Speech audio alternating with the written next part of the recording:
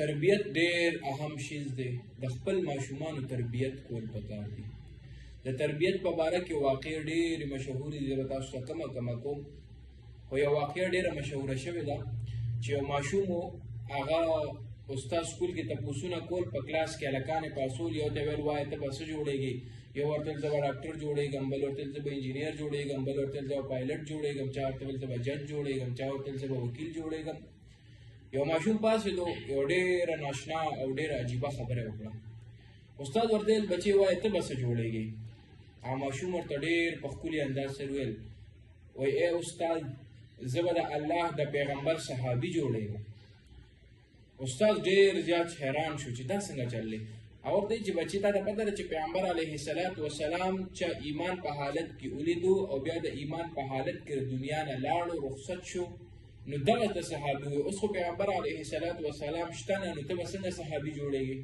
هغه ورته ویل استاد ما ته نوره پته نشته، خو زه چې کله ویده کېږم زما مور زما پلار ما ته د صحابو په باره کې قصې کوي.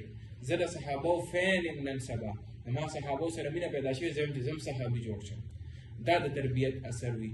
کله چې کور کې تربیت ورکولی کېږي سم، نو بیا به داسې ماشومان پیدا کېږي. خو چې کله کور کې پلار، کله کور کې مور، کله کور کې ماما، تره بچي مشران ډمتوب کوي، په موبایل باندې ټیک ټاک یې کوي، کنجرتوب کوي، نو بیا به دا ماشوم نه جوړېږي. بیا به د دې معاشرې نه ډم سړي وځي، بیا به د دې معاشرې نه کنجر سړي وځي، او بیا د دې معاشره کې سم سړی نه راځي. نو اصل شیز تربیت دی. د خپل ماشومانو تربیت کول پکار دي. دغه شان یو بله واقعه هم ډېره مشهوره ده چې یو ماشوم و، هغه ډېر زیات ژړل، بار ووتو کور نه، ژړل، ډېر زیات یې ژړل.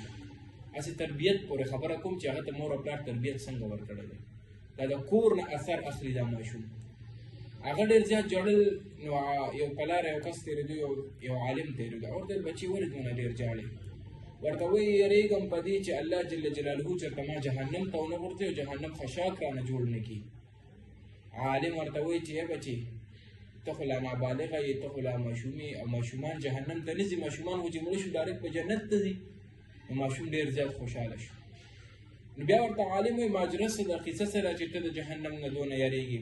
او ته وایې چې ماشومان. هغه ورته وایي ما خپله مور لیدلې ده چې کله هغه نغري کې اور لګوي، نو هغه اول دا وړوکي دا واړه ډکي ورمخې ته کړي، نو پر وړو ډکو اور ګرم کړي، اور جوړ کړي، بیا غټ ډکي ورکړي.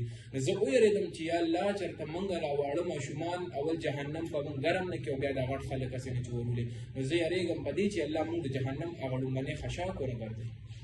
دغسې ماشومان نو چې دا سبا اړ شي دا د معاشرې د تبدیلۍ ذریعه ګرځي، دا چې سبا اړ شي دا د معاشرې ښېګړه ګرځي، دا چې سبا اړ شي دنه یو ښه انسان وځي. نو چې تربیت کله سم وي، نو ماشوم به هم سم وي. مشر چې شي دی به هم سم وي، دی بیا سمې فیصلې کوي، دی به د قرآن فیصلې کوي، دی به د حدیث فیصلې کوي، دی به د فقه مطابق فیصلې کوي.